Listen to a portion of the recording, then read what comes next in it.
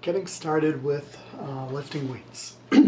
So, once upon a time, I saw someone talking about how they think people that go to the gym are just a bunch of D-bags. Couldn't be any further from the truth. When I go to the gym, I basically see just a bunch of people that are just trying to live more comfortable lives. I think a lot of times people go into the gym, especially later in life, is probably triggered by some sort of wake-up call, usually health related. And as far as younger people going, I feel like a lot of younger people in their teens and 20s, they're not going for any other reason other than a lot of times they're going because they are being guided in that direction by their parents who probably had some sort of awakening.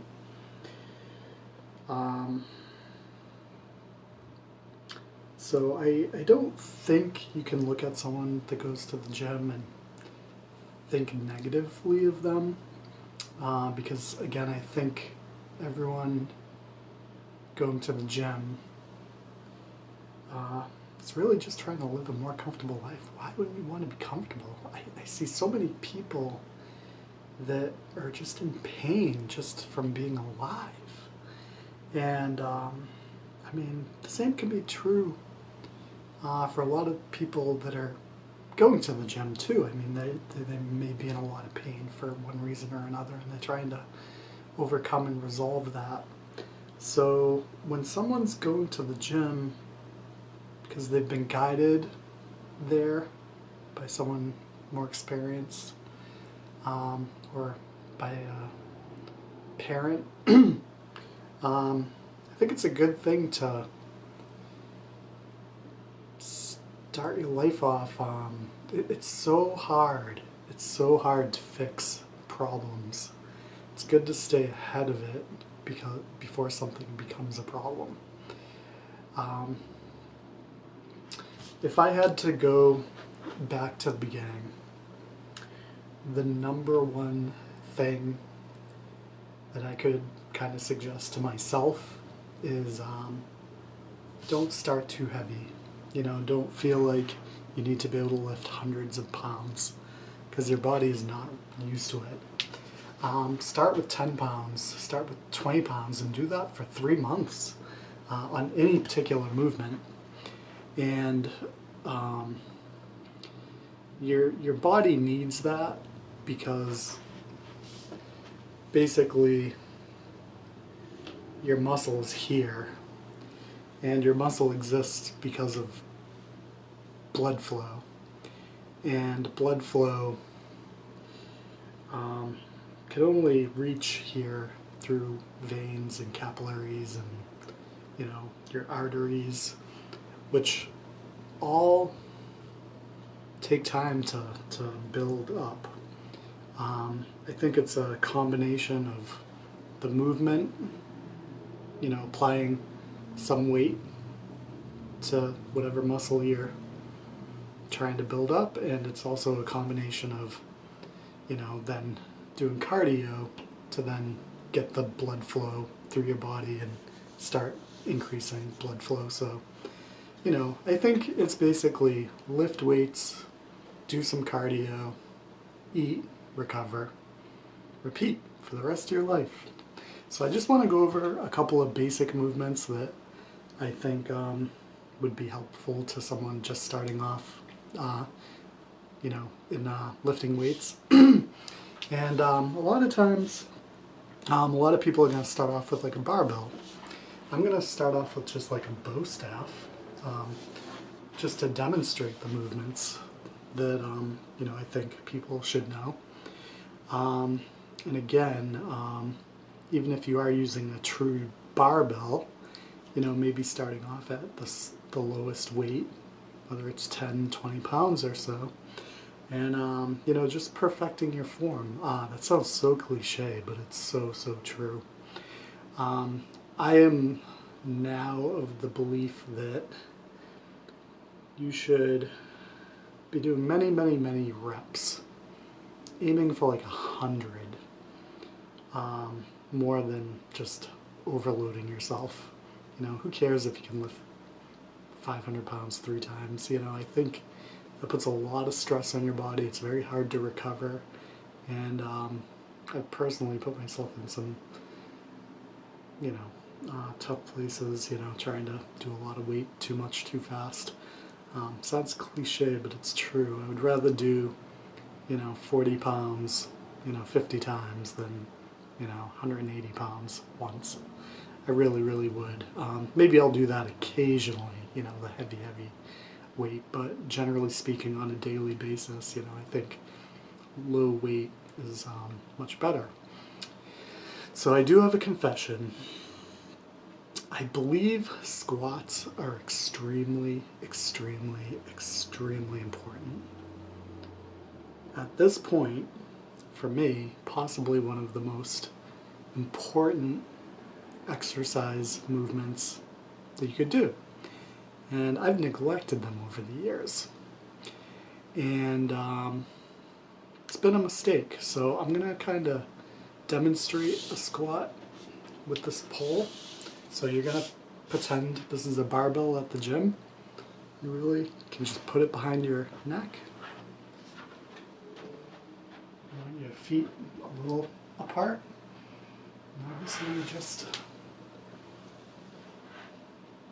squat down.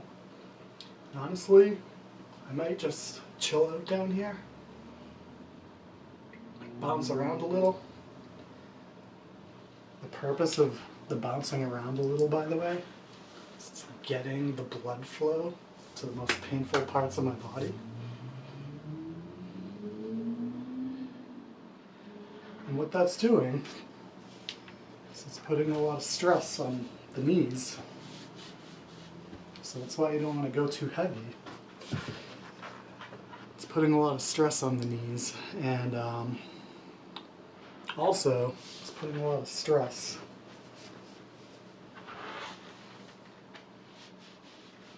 under your leg. And if you lift your arm up like this, you start doing it like this, you get secondary activation all around here. This has been a huge problem area for me for years, and I've never gotten too much activation, except recently, like this. It's pretty crazy how much activation you get. So that's a squat. And then you can also, from here, move the camera point up a little just so you can see better now, because I'm done with those.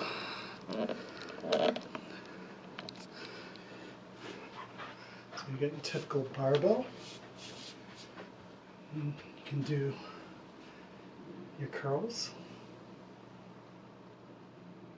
You can do reverse curls. I can actually do something to this effect. You get all sorts of crazy activation up here. And again, as you get more comfortable with these movements, you're obviously going to add weight to your barbell, because when you start adding weight, you're going to actually start adding mass and size. So good movement for your shoulders, building out this way, by the way, would be like this.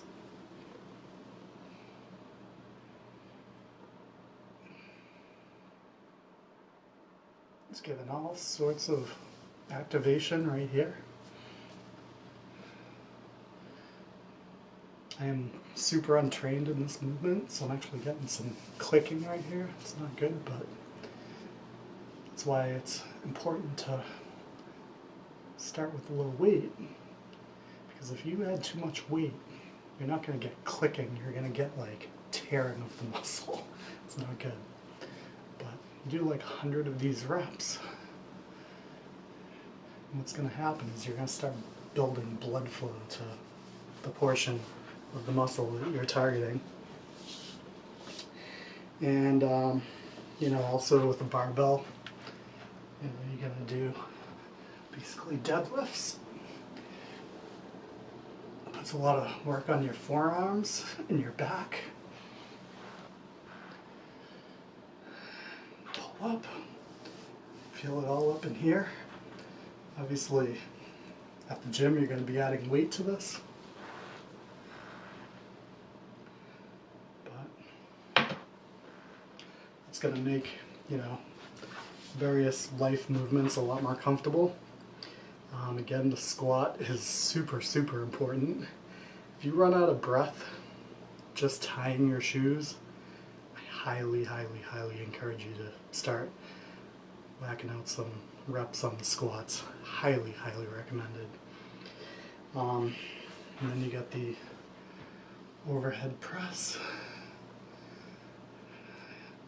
Get all sorts of activation down here. You actually get activation up here. And then you can do some of this. Again, this becomes like too easy. That's when you start adding weight. And I actually do, this is like a pretty interesting one. So get some activation on your sides here. This is actually pretty useful.